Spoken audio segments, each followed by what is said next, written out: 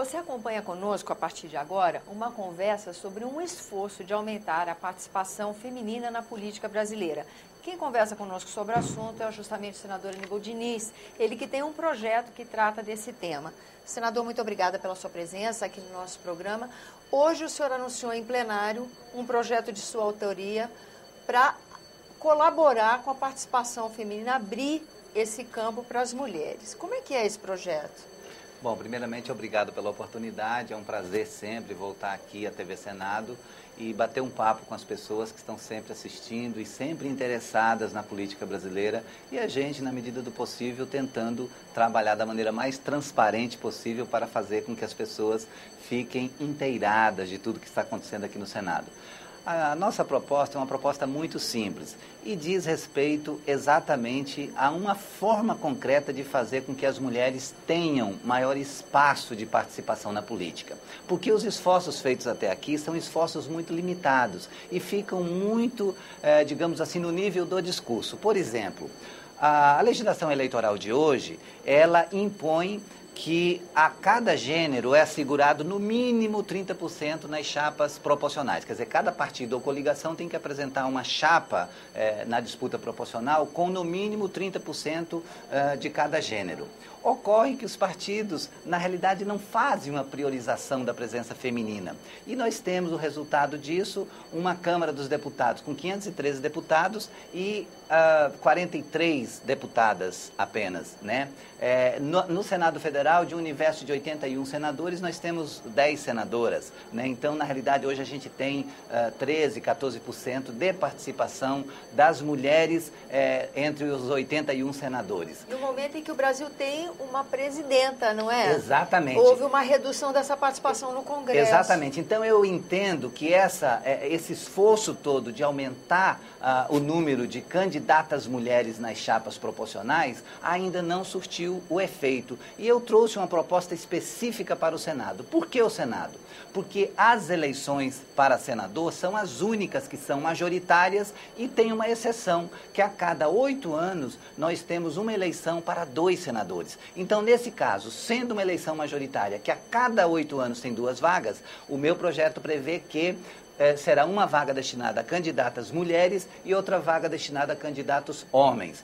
Tenho certeza que essa alteração na lei eleitoral vai trazer uma contribuição imensa para o aumento da participação da mulher na política e principalmente para o aumento da representação da mulher no Senado Federal. Imagine só que se nós conseguirmos aprovar essa matéria em 2014, eu tenho certeza que se a gente estabelecer um calendário de priorização para essa matéria, nós conseguimos aprovar lá no Senado, nós conseguimos aprovar essa matéria em 2014, se isso acontecer, no ano de 2018 nós vamos ter eleições para o Senado com 2 vagas.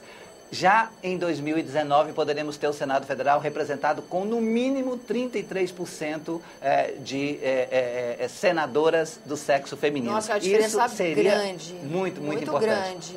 Bem significativo. Olha, eu acabei de falar hoje à tarde, conversei com pessoas do Instituto Patrícia Galvão, que é um instituto que faz pesquisa sobre a mulher na política, sobre a importância da mulher na sociedade e sobre as questões específicas relacionadas às políticas voltadas para o empoderamento das mulheres. E o feedback que a gente teve foi de encantamento. As pessoas gostaram muito dessa proposta e eu tenho certeza que nós vamos mobilizar organizações da sociedade civil, Brasil afora, de todos os estados, no sentido de defender essa proposta. E tenho certeza que os senadores, que são majoritariamente homens, vão apreciar com muito carinho essa proposta, porque é uma forma de nós, homens, rendermos a nossa homenagem e também nos darmos conta de que nós temos uma dívida histórica para com as mulheres. As mulheres não podem, sendo mais da metade da representação nacional, sendo as mulheres as que têm a maior carga de trabalho, porque têm que, ao mesmo tempo, compatibilizar o trabalho fora, com o cuidado de casa, com o acompanhamento da agenda escolar dos filhos. Imagine só, as mulheres são as que são mais exploradas e têm menos, digamos assim, espaço de participação nos ambientes de decisão que são as casas legislativas. Então, nesse sentido, eu tenho certeza que nós vamos ter sim o apoiamento necessário para a aprovação desse nosso projeto de lei do Senado, número 132, que faz uma alteração na lei eleitoral, assegurando que nas eleições para o Senado Federal, em que estiverem em disputa 2 vagas para o Senado, uma vaga será disputada por mulheres e a outra vaga disputada por homens. E tenho certeza que assim as mulheres aumentarão consideravelmente a sua presença aqui no Senado Federal, e eu vou ficar muito feliz por saber que dei uma contribuição histórica, porque o Brasil precisa sair dessa situação vexatória em que ele se encontra, porque países com menos importância econômica e estratégica que o Brasil têm maior participação da mulher na política que o próprio Brasil. Então nós precisamos fazer com que o Brasil dê um salto adiante aprovando essa matéria. O senhor acredita que isso também deva trazer alguma mudança no relacionamento entre os partidos e as mulheres? Com certeza, com certeza. Por quê? Porque hoje, da forma como a legislação está, os partidos se dão digamos assim, ao direito de...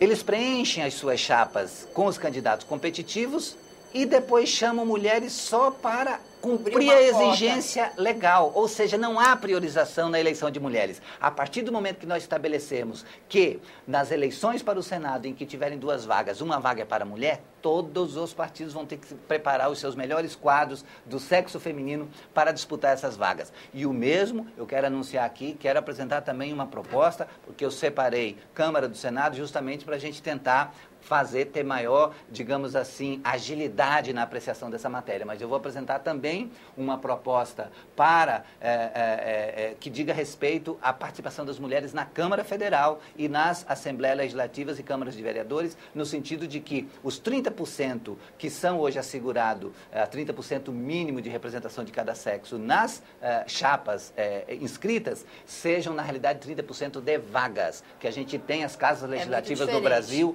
com a garantia de que no mínimo 30% sejam representação do sexo feminino. Senador, eu queria aproveitar a sua presença aqui, não perder essa oportunidade de celebrar aqui com o nosso telespectador uma vitória de toda a região do Amazonas, mas também uma vitória sua, que é autor de uma proposta de emenda à Constituição que procura reparar, vamos dizer assim, uma falta que o Estado tinha com um brasileiro que teve um procedimento heróico durante a Segunda Guerra, que é o soldado da borracha. Na realidade, eu não sou autor da matéria, né? Eu fui o relator dessa PEC na Comissão de Constituição e Justiça. E me sinto muito feliz porque consegui fazer um entendimento que envolveu todas as bancadas, envolveu todas as lideranças, e teve um momento tenso, inclusive na relação com o Palácio do Planalto, mas a gente conseguiu a solidariedade do senador Eduardo Braga, que foi fundamental nessa negociação, e nós conseguimos melhorar a PEC 61 que veio da Câmara, porque ela veio com o seguinte teor: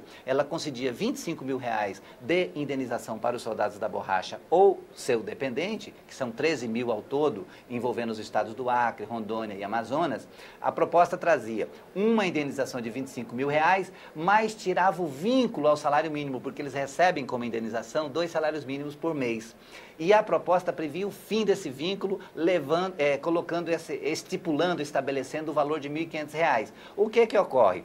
Como nós temos uma política de valorização do salário mínimo muito interessante no Brasil, com o primeiro aumento do salário mínimo, eles ficariam no prejuízo. Então, nós fizemos uma emenda aqui no sentido de garantir os R$25 mil de indenização, mas no que diz respeito ao desvínculo do salário mínimo, a gente fez uma emenda supressiva, mantendo o que está no artigo 54 do ato das disposições constitucionais transitórias e mantendo o vínculo ao salário mínimo. Portanto, o soldado da borracha, com a PEC que nós aprovamos hoje, eles vão receber R$25 mil de indenização, e nós vamos lutar junto ao governo federal para que seja criadas as condições orçamentárias e seja assegurado o mais depressa possível esse pagamento. E além dos R$25 mil, eles vão continuar com a garantia do vínculo ao salário mínimo. Vão receber mensalmente o benefício de 2 salários mínimos reajustados a cada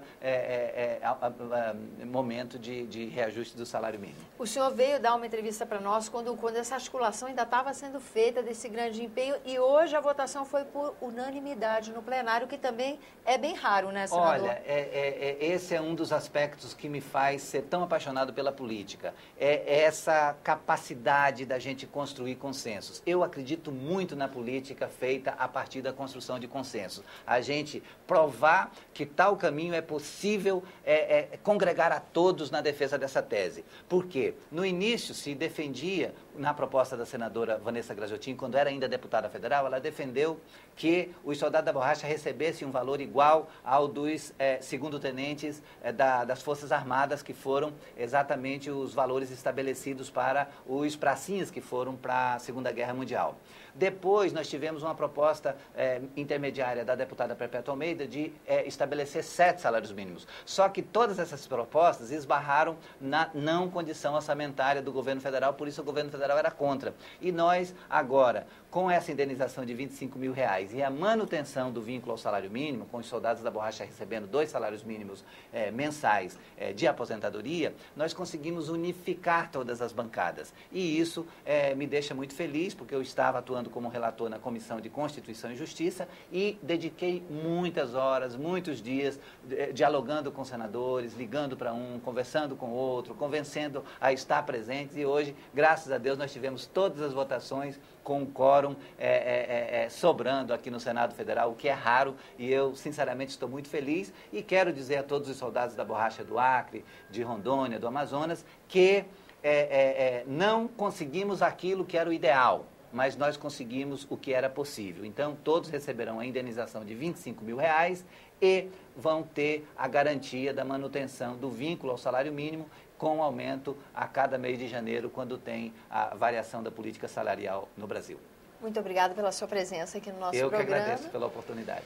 A você que nos acompanha, obrigada pela atenção. Esse é o programa Argumento. Eu sou Tânia Horman e você pode participar do nosso trabalho enviando sugestões ou críticas para 0800 61 2211, ligação gratuita, ou acessando senado.leg.br/TV.